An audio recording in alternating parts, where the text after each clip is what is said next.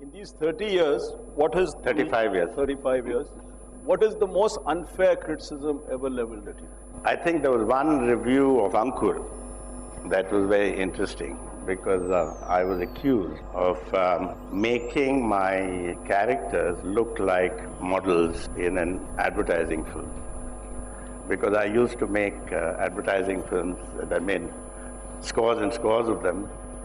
So I was accused of doing that, which I thought was very unfair because that's the one thing that I was trying to get away from constantly when I made that film. So it seemed to me, and said, simply because of association with advertising films, it automatically the critic thought that, you know, all this is now moved into my features.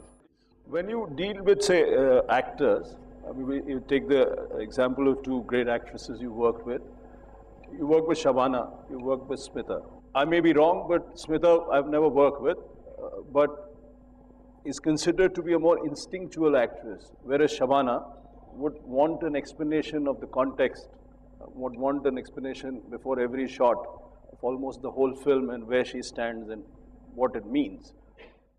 How do you work with two different actors of totally different nature? It's really not very difficult. The job of a director is to make the actor feel very confident.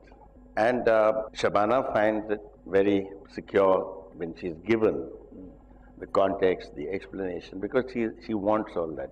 It's important for her to work out the graph of a character and so on and so forth. It's very important for her. With Smita, it was not necessarily so. For her, she left herself in the hands of the director almost totally. When you pitch a scene for a film, it's not like in the theater. You are pitching a scene according to the graph you have in mind. The director has a certain graph in mind.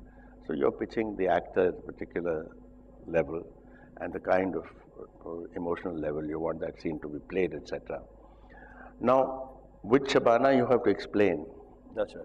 All these things. With Smita, you didn't have to. That was the difference.